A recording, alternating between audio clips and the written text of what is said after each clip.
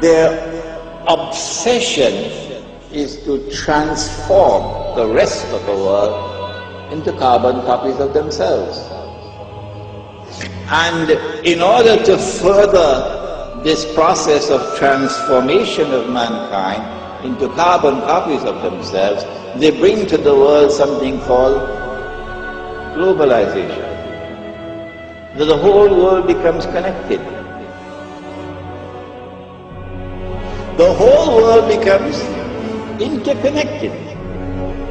And as the world becomes interconnected, television is used as the master instrument for brainwashing the rest of mankind and causing mankind to become copycats of the West.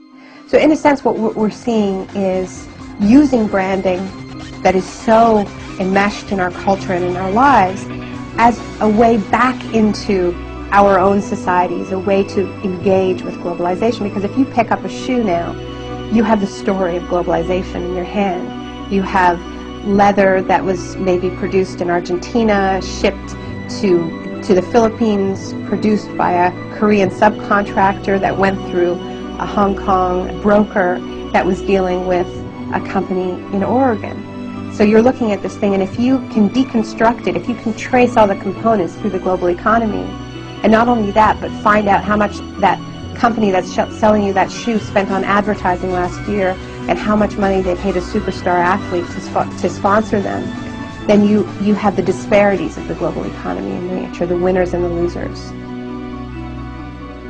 What we've seen in the past 6 years is an explosion of brand-based investigative activism, where you have campaigners that have peeled or looked behind the brand, peeled away the facade to see how the goods are produced.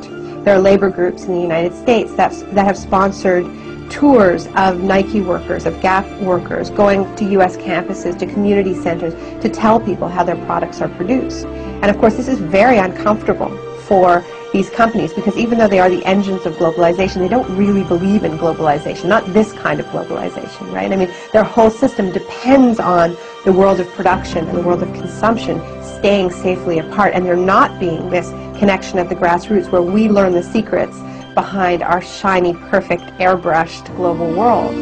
So now these brands have become, in many ways, the most visible targets of globalization, so much so that whenever you see a protest, during a protest, there'll be a line of riot cops guarding the Starbucks, guarding the Gap, guarding the McDonald's.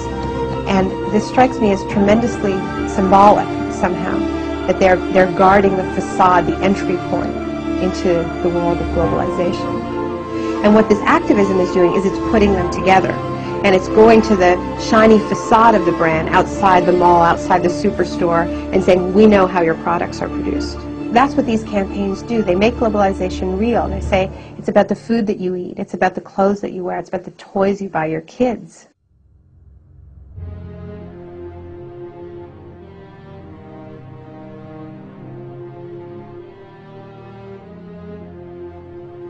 Globalization is a system that ties in industries from around the world to be working for the same business interests.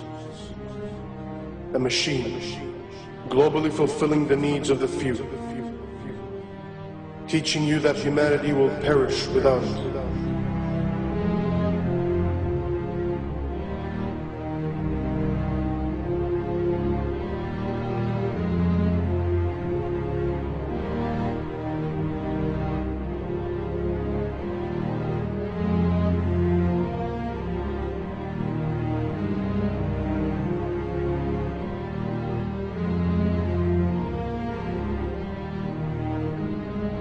In a globalized world, corporations become living, breathing persons, a modern-day slave master.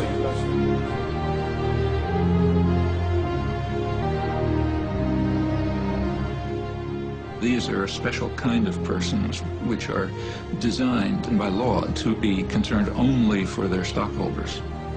and not say what are sometimes called their stakeholders, like the community or the workforce or whatever.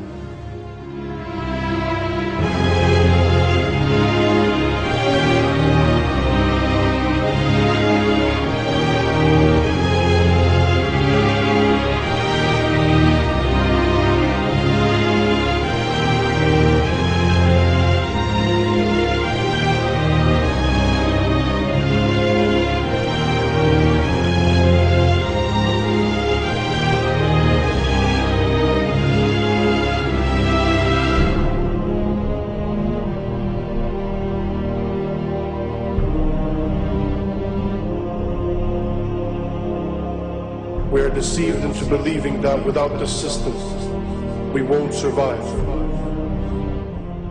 But in fact, the system won't survive without our support. Just like a beehive, it needs its drones. People who will never ask questions, people who will never step out of line, who will begin to need the prison they are in, depend on it, love it.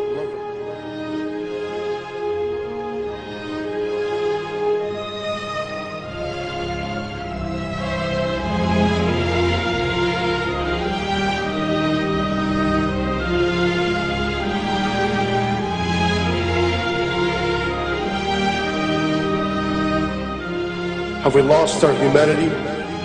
Have we become the gears of the machine? A machine which only survives by feasting on us, guzzling us up, digesting us, only to excrete out its capital.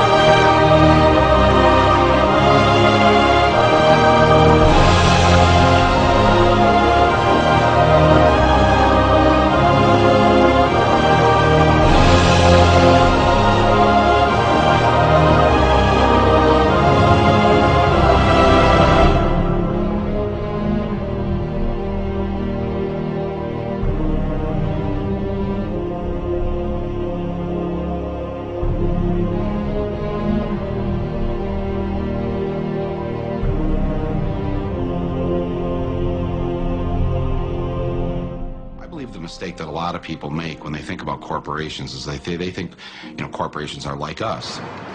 General Electric is a kind old man with lots of stories. Nike, Young.